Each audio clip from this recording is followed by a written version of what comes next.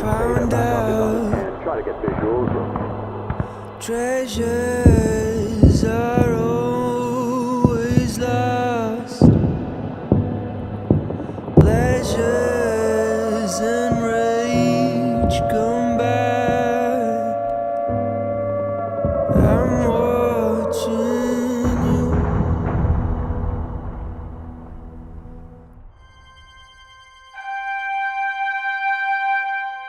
La Terre. Berceau de l'humanité. La civilisation la plus avancée connue à ce jour. Nous savons qu'il existe des milliards d'étoiles dans l'univers, chacune entourée de mondes et peut-être même certains similaires à la Terre. Alors pourquoi un tel silence ? C'est une question qui est super simple, presque infantile, mais qui cache un vrai mystère. Le plus profond de notre univers, le paradoxe de Fermi. Mais si ce silence n'était pas dû à cause d'un manque de voisins, mais plutôt à cause de quelque chose de beaucoup plus terrifiant. Et si ce silence ne parlait pas d'eux, mais plutôt de nous. Dans cet épisode, nous allons explorer les multiples réponses possibles à cette énigme. Et vous verrez que derrière le paradoxe de Fermi se cache en fait peut-être un miroir. Ok, pour comprendre, il faut remonter dans les années 50 dans la cafétéria du laboratoire de Los Alamos. Ce jour-là, Enrico Fermi, un physicien de génie, discute avec des collègues de travail. Le sujet de la conversation ? Une vague de découvertes d'ovnis dans la presse américaine. Les blagues fusent et c'est à ce moment-là qu'Enrico Fermi s'interpelle et lance le sujet. Où sont-ils tous ? Cette question marquera le début de ce qu'on appelle aujourd'hui le paradoxe de Fermi.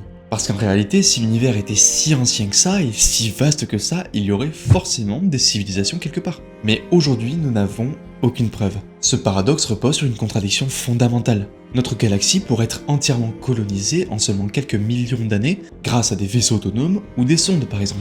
Le problème, c'est que malgré toutes nos recherches, aujourd'hui, on ne voit rien du tout. Fermi lui-même n'a jamais publié de travaux sur le sujet parce que c'était tout simplement pas son domaine d'étude. Par contre, son interrogation a traversé les décennies, inspirant par la même occasion divers chercheurs et philosophes à travers le monde. Bon, dans notre dernier épisode, nous avons découvert les constantes de l'équation de Drake. Nous avons essayé de mesurer combien il existe de civilisations dans la galaxie. Mais clairement, on s'est rendu compte de quelque chose, on n'a pas assez d'infos pour en tirer des conclusions claires. C'était pas si facile que ça en fait. Donc on est parti avec l'espoir de trouver quelque chose, mais aussi une profonde incertitude. Et vous savez quoi ? C'est ça qui rend le paradoxe de Fermi si poignant. Partons du principe que la vie intelligente existe. Où est-elle ? Pourquoi nous ne l'avons jamais vue ? Ce qui est cool, c'est qu'on va pouvoir détailler tout ça ensemble. Donc vous savez quoi ? Je vous propose de vous laisser vous installer. On va commencer par les plus optimistes et finir par les plus troublantes. Alors restez bien jusqu'à la fin, parce que je peux vous dire que c'est assez choquant. Ces solutions sont les plus simples. Elles partent du principe qu'une autre civilisation existe bien, mais que nous sommes juste pas capables de la détecter pour plein de raisons. Alors je suis d'accord, c'est hyper frustrant, mais pourtant il y a plein de raisons rationnelles qui peuvent expliquer pourquoi on détecte rien en fait. Et le premier point, c'est notre angle de vision. Ça fait presque 70 ans que l'être humain essaie de chercher de la vie extraterrestre en scrutant le ciel. Mais ces observations sont limitées par plein de choses. D'abord notre technologie, nos hypothèses, et pour finir nos propres biais humains, et il y en a vraiment un gros paquet. Tenez, trouver une œuvre de fiction avec un extraterrestre qui ressemble absolument pas à quelque chose de bipède ou quelque chose qu'on a sur Terre. C'est vraiment difficile. On va prendre un autre exemple, les signaux radio. Faciles à détecter, traversent l'espace très facilement et sont faciles à émettre même pour une technologie assez jeune, comme la nôtre. Alors du coup c'est super cool, mais imaginons qu'ils n'utilisent pas le même système de communication. On fait comment ? Mais imaginons, ok, ils utilisent le même système que nous. Il faudrait bien que ça soit dirigé vers nous. Ok, et pour compliquer le tout, notre bande de recherche sur les ondes radio est sur une fréquence extrêmement étroite. C'est la ligne de l'hydrogène, une bande de fréquence radio autour des 1420 MHz. En fait, cette fréquence est vachement utilisée parce que c'est la signature de l'hydrogène, l'élément le plus présent dans l'univers. Il y en a là, il y en a là, et il y en a même... Oh, ici aussi. Mais ce choix, c'est un vrai pari. Rien ne garantit que d'autres civilisations utilisent aussi cette bande de fréquences. Ça veut dire que nos appareils ne pourraient tout simplement pas les détecter. C'est un peu comme si tu voulais mettre ta radio préférée alors que tu l'avais pas réglée sur la même bande de fréquences. Ça marchera pas, t'auras autre chose. Au-delà des ondes radio, il y a peut-être d'autres moyens de communication qu'on ne soupçonne tout simplement pas. Tenez, prenons l'exemple des neutrinos. C'est une particule qui traverse la matière et qui est quasiment indétectable. Il pourrait permettre, en théorie, des communications interstellaires. Mais nous, on n'a pas ce qu'il faut pour le capter. Des détecteurs comme le IceQ par exemple en Antarctique ne sont suffisamment pas développés pour capter des signaux intentionnels. Et alors, que dire des communications basées sur les lasers? Ces faisceaux pourraient être dirigés dans un endroit avec une précision incroyable, et nous, on les verrait tout simplement pas. Pour les détecter, il faudrait concentrer tous nos efforts sur une toute petite étoile, mais dans un univers avec des milliards d'étoiles autour de nous, mais c'est presque impossible, et peut-être même une perte de temps énorme. Et donc ça nous amène tout simplement vers un autre facteur qui pose problème, notre champ d'observation. Imaginez que vous plongez un verre dans l'océan pour évaluer la diversité des espèces marines. Ce que vous verrez, c'est une partie tellement infime de ce qui existe réellement. Et bien, nos recherches actuelles sont comparables à ce petit verre d'eau. Malgré des décennies d'efforts et de recherches, seulement un petit pourcent de notre univers observable a été scruté, avec l'objectif de trouver quelque chose. Et même si ce petit pourcent cachait quelque chose, il faut que ça soit dans la même fenêtre temporelle. Et là, on commence à toucher du lourd. Parce qu'une civilisation peut émettre quelque chose, mais que pendant de courtes périodes à l'échelle de l'univers. Mais ça, on va y revenir, c'est un sujet qui est vraiment terrifiant. Ok, mais du coup, malgré ces difficultés, nos technologies continuent d'évoluer. Des télescopes comme le FAST en Chine, c'est un radiotélescope de 500 mètres de diamètre. Je vous laisse 2 secondes pour digérer l'info quand même. 500 mètres. Ou encore le Square Kilometre Array, un radiotélescope énorme qui nous permettrait d'étendre nos champs d'observation. Ces outils pourraient nous permettre de détecter des choses beaucoup plus précises, avec peut-être la chance de trouver quelque chose. Mais peut-être qu'en fait ils sont là à essayer de nous chercher, mais qu'en réalité nous sommes juste sourds et limités dans nos propres technologies et nos propres imaginations. Mais l'espace est vraiment immense. C'est inconcevable à quel point il est énorme. Quand on parle des étoiles les plus proches, on parle en années-lumière, la distance que parcourt la lumière en un an. Donc rien que cette unité de mesure résume à quel point ces chiffres sont énormes. Mais alors ces distances, est-ce qu'elles peuvent avoir un impact sur nos efforts de recherche de vie? En fait, ça rend des signaux peut-être incroyablement difficiles à détecter, voire peut-être impossibles en fait. Ok, prenons les signaux radio, ils voyagent à la vitesse de la lumière. À l'échelle humaine, c'est ultra rapide, mais à l'échelle de l'univers, c'est absolument rien. On parle quand même de 300 000 km par seconde. Encore une info digérée. Mais l'étoile la plus proche du système solaire, c'est Proxima Centauri. Elle se trouve à 4 années-lumière de distance du Soleil. Donc ça veut dire que si on envoie un message avec des signaux radio là-bas, il prendrait 4 ans à atteindre le système. Mais imaginons que là-bas il y ait quelqu'un qui reçoit les signaux et qui nous répond immédiatement. Ça prendrait 4 ans de plus pour recevoir la réponse. Donc un aller et un retour prend 8 ans. Donc c'est énorme. Prenons l'exemple d'une civilisation située à 50 000 années-lumière de distance. Imaginons qu'elle ait émis un message. Il mettrait 50 000 ans à nous parvenir. Ça veut dire qu'elle a émis il y a 50 000 ans. Et il y a 50 000 ans, Homo sapiens était encore en train de peindre dans des grottes. Donc à moins d'envoyer des messages plus vite que la lumière, les échelles de temps sont réellement une barrière. Ok, et même si on imagine que les échelles de temps sont résolvables, il y a encore un problème, et un peu plus subtil celui-là. Les étoiles et les planètes de l'univers bougent, elles sont toutes en mouvement. Reprenons l'exemple de notre civilisation qui a émis un message il y a 50 000 ans. Il faut prendre en compte que la Terre et le Soleil ne seront pas au même emplacement lorsque le message ne sera parvenu. Il faut donc que le message soit envoyé dans une trajectoire extrêmement précise. Donc clairement, c'est un exercice assez hardcore. Et donc ça pose un problème, le temps. Parce que oui, le temps, c'est une barrière infranchissable. Même si des civilisations extraterrestres existent, leur durée de vie pourrait être extrêmement courte à l'échelle de l'univers. Parce que quand on y réfléchit un peu, on émet des signaux radio un petit peu partout que depuis une toute petite centaine d'années. Et ça tombe bien, parce que Simon, le copain de chez Horizon, a quelque chose à vous dire sur ce sujet. Hey, c'est Simon. Moi, quand on me parle du paradoxe de Fermi, je pense tout de suite à la métaphore de Carl Sagan, qui, pour nous faire comprendre l'histoire gigantesque de notre univers, qui a quand même 13,8 milliards d'années, essayait de la condenser sur une année. Et on se rend compte, quand on prend cette échelle, que l'histoire de l'humanité, du moins moderne, n'arrive que durant la dernière minute du dernier jour de cette année. Et donc, on peut se dire que si des espèces extraterrestres nées plus tôt que nous dans l'histoire de l'univers étaient venues visiter la Terre il y a plusieurs centaines de millions, voire milliards d'années, ils auraient trouvé tout au plus une planète en cours de formation, ou peut-être des formes de vie monocellulaires dans les océans. Donc on se dit qu'en fait, dans cette recherche de vie extraterrestre, tout est une histoire d'espace, mais aussi et surtout de temps. Merci beaucoup à toi Simon. Restez bien jusqu'à la fin parce que Thomas aussi de la même chaîne a un petit message à faire passer. Bref, on continue. Donc quelqu'un a peut-être existé. Je pense qu'il est assez simple de comprendre si je vous dis que si on veut que deux civilisations discutent, il faut qu'elles soient toutes les deux en vie en même temps. Et donc là on fait face à une inconnue. Quelle est la durée de vie moyenne d'une civilisation?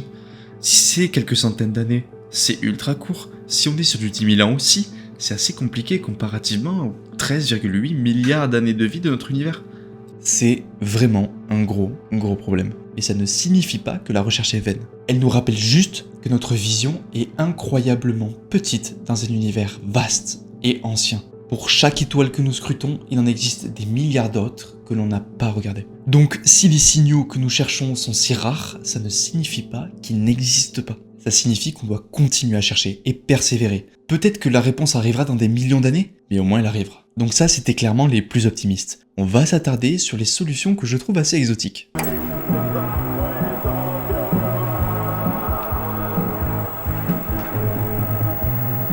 Des solutions qui vont un peu au-delà de notre imagination. Parce qu'elles sont assez inattendues, mais l'univers n'a pas cessé de défier notre imagination.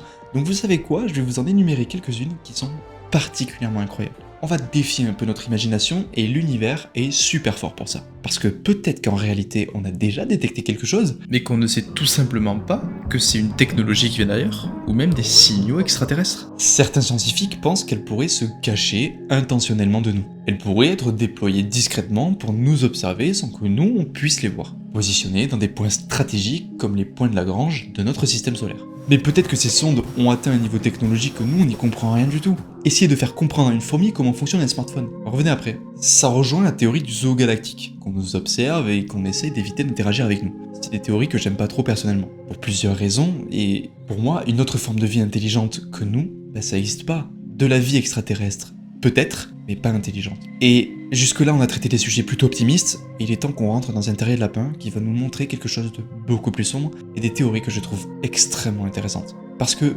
depuis le début, on émet de façon tout à fait innocente dans tout l'univers, mais peut-être que eux n'ont pas envie d'émettre pour d'autres raisons. Et on va y venir, c'est assez intéressant. Et si, dans cette immensité cosmique, on était entouré que d'acteurs silencieux. Des civilisations bien plus intelligentes et bien plus avancées technologiquement qui décident tout simplement de s'isoler. Ce qui est cool avec cette théorie, c'est que du coup on se demande pourquoi. Qu'est-ce qui pourrait les pousser à s'isoler, à ne pas interférer avec nous, à ne pas communiquer avec nous? Et pourquoi? Ça peut être plusieurs raisons. Peut-être que c'est tout simplement lié à leur culture, leur histoire ou leur propre vision du cosmos. Une forme de vie intelligente est radicalement différente de nous et n'a pas la même philosophie que nous, pas les mêmes cultures et même pas la même façon de penser. Alors, peut-être que c'est tout simplement une décision culturelle. Chaque civilisation porte des marques de son passé. Et certaines pourraient avoir appris que tout simplement, le silence est une garantie de paix. Imaginons que cette espèce a traversé des périodes de chaos pour des raisons internes à la civilisation, des conflits entre nations, des divisions idéologiques, le tout pourrait être même alimenté par une volonté de domination interplanétaire. De telles histoires semées de chaos et de massacres pourraient avoir donné envie à cette espèce de s'isoler, valoriser l'autosuffisance et la discrétion. Le contact avec d'autres civilisations comme nous pourrait engendrer des dynamiques imprévisibles, des déséquilibres économiques, sociaux et même spirituels au cercle interne de cette civilisation. Préserver leur identité culturelle et leur stabilité passerait uniquement par le silence. Mais ce silence pourrait donc être tiré d'une expérience qui est terriblement douloureuse. Peut-être que dans le passé, ces civilisations ont essayé d'interagir avec d'autres civilisations et que ça s'est pas forcément bien passé. Guerre interstellaire, destruction mutualisée, perte drastique de biodiversité, peut-être qu'ils sont juste ultra prudents. Restez cachés pour éviter de reproduire des erreurs qui ont coûté déjà très cher à d'autres civilisations. C'est une stratégie de survie dans un univers où la confiance pourrait avoir des conséquences dramatiques. Et je trouve ça ultra intéressant. Ok, une autre façon de voir les choses. Peut-être que c'est une philosophie cosmique. Pour eux, c'est une sorte d'humilité. Peut-être que d'autres civilisations pourraient considérer que le silence est une obligation morale, dictée par une philosophie cosmique, une religion. Imaginez une civilisation qui aurait observé l'univers pendant des milliers d'années. Peut-être qu'au final, selon elle, plutôt que de se placer en conquérant ou en enseignant, elle décide simplement d'être témoin, de simplement respecter les équilibres naturels sans les perturber. Parce que nous, dans les divers films de SF, on s'imagine envoyer des humains partout dans l'univers. Mais peut-être que eux, c'est tout le contraire. Peut-être que ce silence serait vu comme une sorte de forme de respect pour les autres civilisations. Un choix dicté par l'humilité face à un univers aussi vaste. Ne pas interférer, ne pas imposer sa vision des choses, mais plutôt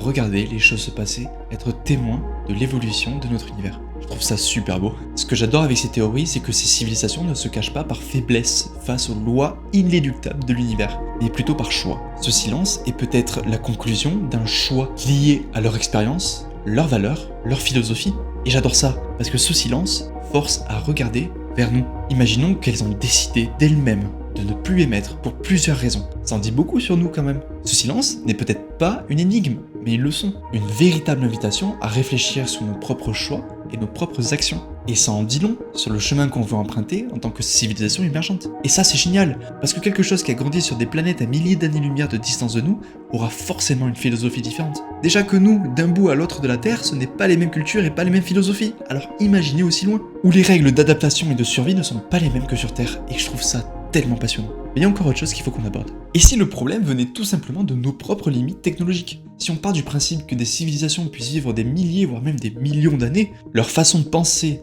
de réfléchir et leur technologie seraient complètement dépassées pour nous. C'est le même exemple que le smartphone et la fourmi. Mais ça rejoint ce qu'on a vu un peu avant, donc je vous propose d'avancer sur quelque chose que je trouve aussi intéressant que la précédente. Vous connaissez certainement la théorie du grand filtre, mais il y en a une autre que je trouve aussi intéressante, le grand filtre inversé. Et si nous avions mal compris la dynamique du cosmos? Il y a une grande théorie pour le paradoxe de Fermi dont on parlera plus tard, c'est la théorie du grand filtre. On détaillera ça après, mais cette théorie explique qu'en gros, passé un moment, une civilisation s'éteint. Pour plusieurs raisons, diverses et variées, on abordera ça après. Vous vous rappelez l'intervention de Thomas?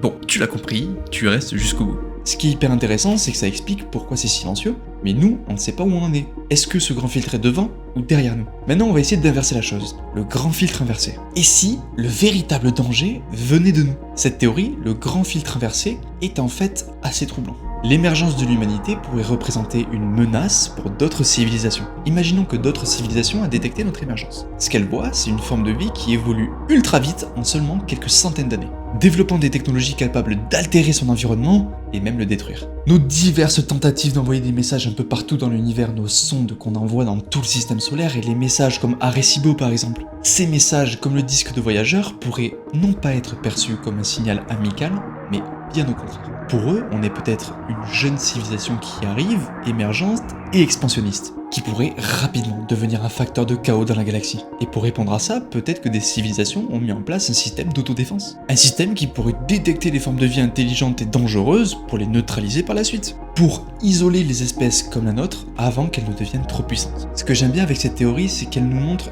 un gros défaut de comportement. Peut-être que la menace perçue ne vient pas de notre technologie ou de notre expansionnisme, mais juste nous. Réfléchissez un peu, une espèce qui est capable de détruire littéralement sa planète avant même qu'elle puisse aller voir ailleurs. Est-ce que vous pensez sérieusement que ça mérite une place dans un conseil galactique? Si elle se cache de nous, c'est peut-être pas par peur, mais au final, par désespoir. Peut-être qu'elle nous regarde en train de s'autodétruire avant même d'avoir atteint les étoiles. Et donc qu'investir des moyens colossaux pour établir une connexion avec nous serait tout simplement inutile. Un miroir qui nous pousse un peu à réfléchir sur nos propres choix, pousser la consommation des ressources jusqu'à l'épuisement, à ne pas réfléchir aux limites écologiques de notre planète, à même privilégier des conflits à la coopération. Le concept du grand filtre inversé n'est pas juste là pour dire que nous pourrions être une menace. Elle nous pousse à réfléchir à une question que je trouve ultra intéressante. Que devons-nous devenir pour ne plus être perçu comme une menace? Si on veut dépasser cette vision d'espèce instable et destructrice, peut-être que l'être humain doit d'abord apprendre l'humilité. Nos choix,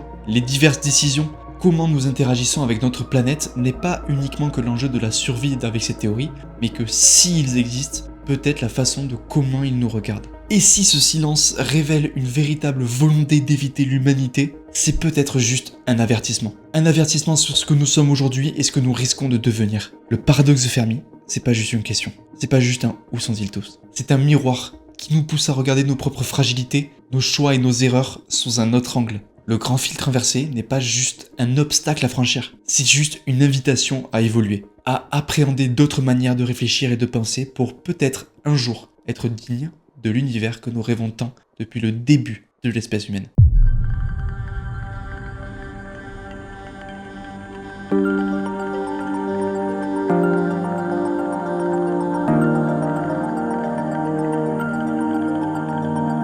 Ces solutions-là sont vraiment chouettes.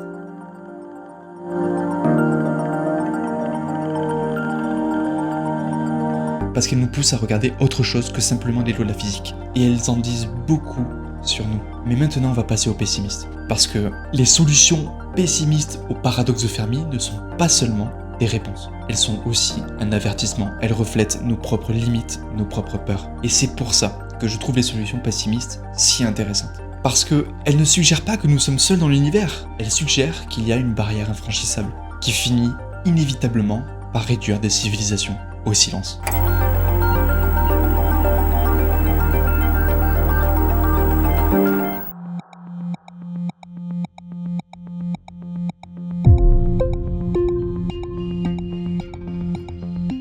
si le destin tragique de toute civilisation était inscrit au moment de sa naissance? Et si le progrès, au lieu de garantir une espérance de survie de plus en plus longue, garantissait un échec? Et si le progrès, au lieu de garantir la survie, apportait avec lui les germes de l'autodestruction? L'hypothèse de l'autodestruction universelle repose sur quelque chose de tellement simple, mais glaçant. Ok, on prend exemple l'humanité, comme d'habitude. En moins d'un siècle, nous avons réussi à maîtriser des technologies capables de littéralement métamorphoser notre monde. L'énergie nucléaire, ultra pratique, l'extraction des ressources, des systèmes industriels qui sur le long terme modifient même le climat de notre planète. Ces avancées ultra efficaces et très pratiques au quotidien, si elles ne sont pas maîtrisées comme il faut, elles peuvent rapidement devenir une arme contre nous.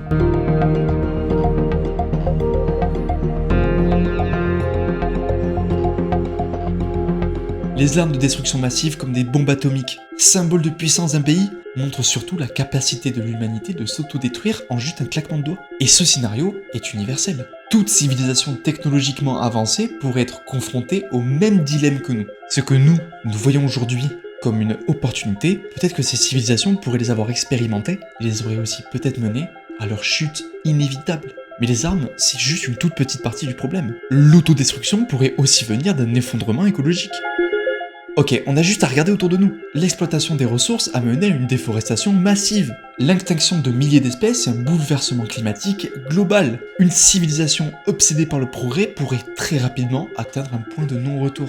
Des ressources comme l'eau, l'air pur ou d'autres systèmes vitaux pourraient être épuisées beaucoup plus vite qu'attendu. Et donc pour d'autres, cette extinction écologique aurait pu inévitablement mener aussi à leur chute. Sans guerre, sans conflit, un simple décalage entre ce qu'une planète peut offrir et une civilisation consomme pourrait mener à une chute inévitable. Mais continuons de pousser le truc encore plus loin. Et si l'autodestruction venait d'une création de cette civilisation? L'exemple le plus connu aujourd'hui, c'est l'intelligence artificielle. Imaginez comme souvent un grand allié, il pourrait très rapidement devenir une menace incontrôlée. Une IA assez avancée pourrait prendre des décisions incompréhensibles pour ses créateurs, et dans les scénarios les plus pessimistes, cette IA pourrait considérer l'espèce qui l'a créée comme un obstacle. Et donc je vous fais pas un dessin, agir en conséquence. À la course du progrès, peut-être que ces civilisations sont arrivées à un point d'inversion des rôles. Leur propre création les aurait détruites, laissant derrière elles un monde vide, surveillé par des machines silencieuses un peu à la Terminator. Mais une IA ne vous veut pas de bien ni de mal, elle veut juste réaliser ce qu'on lui a ordonné de faire, peu importe les moyens.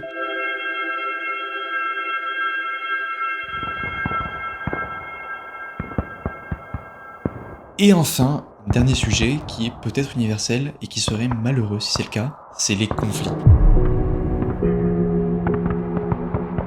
Les ressources limitées, les différences culturelles, la compétition technologique a toujours été source de conflits sur Terre. Et si en fait cette loi était universelle? Le silence de ces étoiles pourrait être le résultat d'un phénomène récurrent.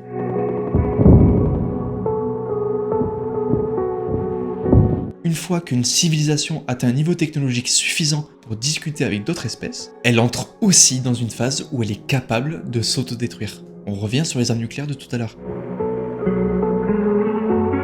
La théorie de l'autodestruction en dit beaucoup. Parce que si cette hypothèse est vraie, en fait ça va beaucoup plus loin que juste un écho de destruction d'autres civilisations. C'est juste un avertissement. Nous sommes l'une des rares espèces à avoir certainement atteint ce niveau technologique. Ce point critique où la technologie pourrait soit nous faire prospérer, soit nous autodétruire.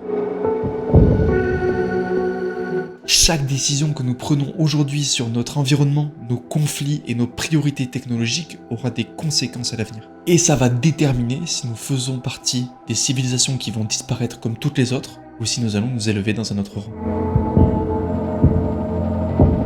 À ce stade de la vidéo, vous l'avez compris, le paradoxe de Fermi, c'est pas juste une simple question. J'aime bien le voir dans un prisme beaucoup plus grand. Le paradoxe de Fermi, c'est un véritable miroir qui montre surtout nos peurs, qui nous montre avec insistance à quel point nous ne sommes rien dans cet univers gigantesque. Peut-être que ce silence est le meilleur message qui nous permet d'apprendre et comprendre les chemins que nous devons emprunter. Le véritable défi de l'humanité n'est peut-être pas de chercher des civilisations là-haut, mais de prouver que nous sommes capables d'éviter le chemin que les autres ont emprunté. Qu'on est capable d'accomplir ce que d'autres n'ont pas réussi. Et je trouve ça magnifique. Il est temps d'aborder la toute dernière théorie que je trouve, selon moi, la plus intéressante de toutes celles qu'on a abordées jusque-là, peut-être même la plus profonde et celle qui en dit le plus sur nous.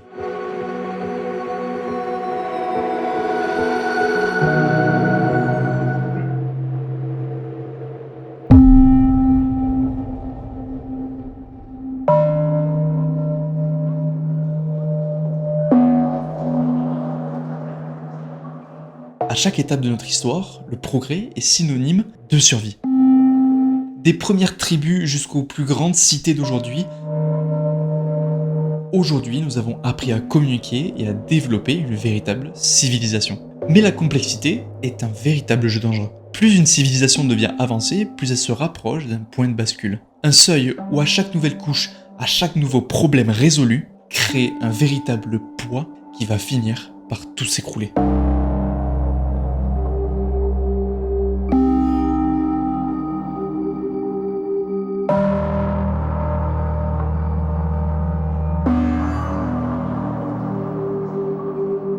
La complexité est à la fois la force, mais aussi la faiblesse d'une civilisation. Tenez, les infrastructures modernes sont incroyablement efficaces aujourd'hui pour soutenir des milliards de vies, mais elles dépendent d'une coordination sans pareil aujourd'hui. Si un seul de ces éléments manque, l'eau, les ressources, l'énergie, c'est toute notre société qui va s'effondrer en un claquement de doigts. Et t'en penses quoi tout ça, Thomas ? Dans le paradoxe de Fermi, moi, il y a quelque chose qui me fascine et qui m'inquiète aussi un petit peu, c'est la limitation des ressources. Charles Gardin, un physicien du CNRS, en parle d'ailleurs très bien dans un de ses articles.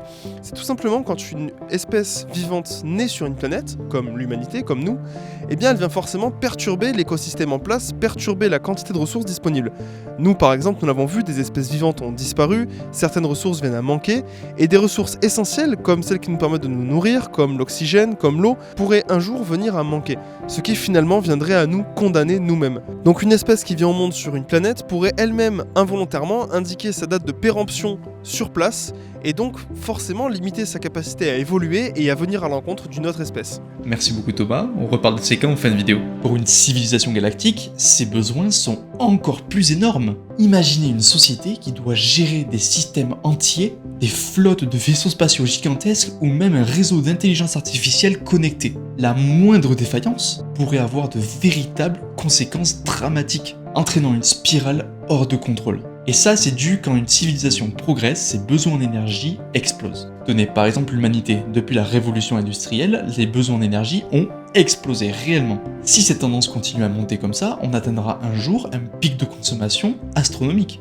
Et on peut même pousser le truc assez loin, c'est-à-dire que si ça continue à monter comme ça, peut-être que notre planète ne pourrait pas fournir assez d'énergie elle-même, ou même notre étoile. Pour pallier à ce problème, certains chercheurs ont trouvé des solutions qui sont ultra intéressantes, comme par exemple la sphère de Dyson, capturant l'intégralité de l'énergie d'une étoile. Mais si on pousse le truc vachement loin, c'est que ces progrès-là, les sphères de Dyson, rajoutent elles aussi une couche de complexité, et donc une fragilité. Mais la complexité ne se limite pas à la complexité technologique. À mesure qu'une civilisation s'étend et s'enrichit, elle devient plus fragmentée. Les conflits, qu'ils soient idéologiques, culturels ou économiques, peuvent se multiplier. Et si ces conflits ne sont pas vite résolus, ils peuvent réellement toucher les fondations de cette société. Des guerres internes, des révolutions, ou tout simplement un effondrement. Ces exemples pourraient être la façon la plus simple d'expliquer la fin de civilisations millénaires. Et plus un système devient complexe, plus il est sensible à des petites perturbations. C'est ce que l'on va appeler un effondrement systémique. On va pousser le délire vachement loin. Un événement qui peut nous sembler à nous complètement insignifiant, un échec technologique par exemple, une petite pandémie, ou alors l'épuisement d'une petite ressource en particulier, peut déclencher une véritable réaction en chaîne, déstabiliserait l'ensemble du système. Pour une civilisation galactique, cette fragilité est amplifiée. Une petite erreur sur un système par exemple pourrait littéralement causer des problèmes sur toute la société. Et avec le temps, même les ressources les plus abondantes peuvent s'épuiser, qu'il s'agisse d'énergie, de métaux rares ou de matières premières nécessaires à la construction de mégastructures. Peut-être qu'il arrive un moment où chaque civilisation consomme forcément plus qu'elle ne peut remplacer. Alors il y a la solution de coloniser d'autres planètes par exemple. Mais là encore, cette expansion nécessite des ressources et de l'énergie, qui sont représentées par des défis et des coûts logistiques qui sont complètement dingues. Si ces ressources s'épuisent avant d'avoir atteint un nouvel équilibre, la civilisation va également s'écrouler. Et peut-être qu'au final, l'effondrement n'est pas toujours lié à une mort brutale. Parfois, il est graduel, presque imperceptible. Les technologies continuent de fonctionner, mais peut-être moins efficacement. Les infrastructures vieillissent, les tensions sociales augmentent, les ressources se raréfient et la civilisation se rétracte. abandonnant ses colonies les plus lointaines. Une mort étouffée par le poids de son succès. À chaque problème résolu, c'en est encore des nouveaux qui se rajoutent, jusqu'à ce qu'on arrive au point où il ne reste plus rien.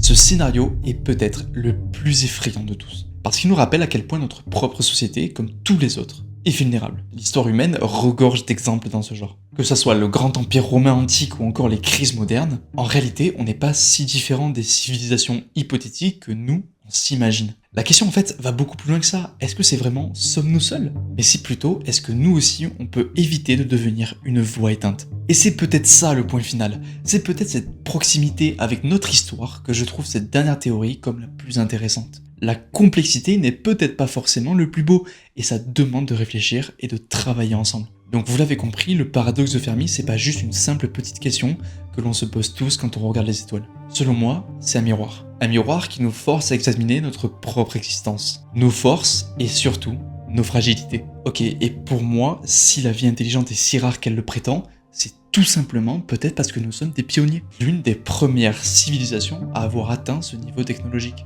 Mais ça veut aussi dire que l'on a une responsabilité énorme. On est peut-être la première voix qui doit rompre ce silence cosmique. Mais si, au contraire, d'autres civilisations ont existé avant nous et qu'ils ne sont plus là pour témoigner, leurs disparitions sont d'autant des avertissements. Des avertissements contre l'arrogance, la surexploitation ou contre la division. Le paradoxe de Fermi nous rappelle en fait quelque chose. Notre place dans l'univers est extrêmement précieuse, comme extrêmement éphémère.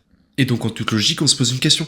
Est-ce que l'humanité mérite réellement le statut de civilisation interstellaire? L'univers est immense, des milliards d'étoiles, des milliards de mondes, et pourtant, le silence. Mais pour l'instant, des formes de vie, on n'en a pas trouvé ailleurs que sur Terre. Où sont toutes les civilisations intelligentes? Peut-être sont-ils là quelque part, peut-être qu'ils nous observent. Mais pas pour nos technologies ou nos avancées scientifiques. Non, car ils regardent peut-être qui nous sommes vraiment. Une espèce capable de beauté, d'amour et de créativité, mais aussi d'autodestruction. La vie sur Terre est en train de mourir, et c'est notre faute. Il va falloir prendre exemple sur ce qu'on fait sur Terre. Aujourd'hui, nous rêvons d'explorer l'univers, mais nous avons du mal à protéger notre propre planète. Et sur Terre, il va falloir essayer de préserver notre seul vaisseau.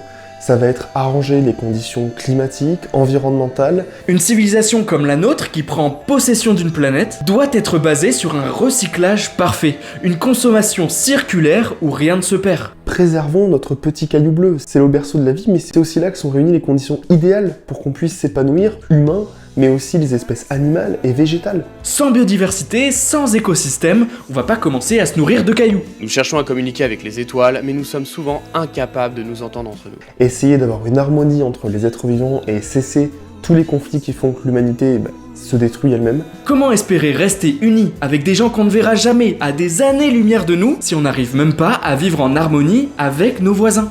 Et finalement, tout ça, ça pourrait mener à l'anéantissement de la vie telle qu'on la connaît. On ne développera jamais la technologie pour s'étendre dans l'espace si on s'éteint avant. Serons-nous capables de nous élever, de dépasser nos divisions, de protéger la vie et de devenir une civilisation dont nous serions fiers? Dans 10, 100 ou 1000 années, peut-être un jour on colonisera réellement une planète, comme on peut l'imaginer, comme on peut le voir dans des films.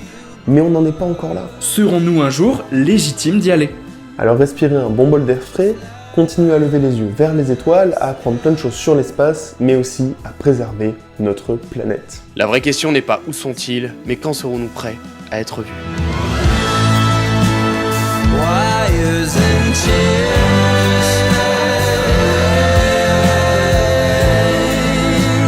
starting to fade.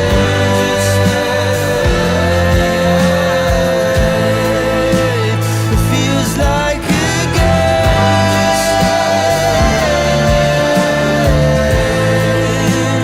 You have to play.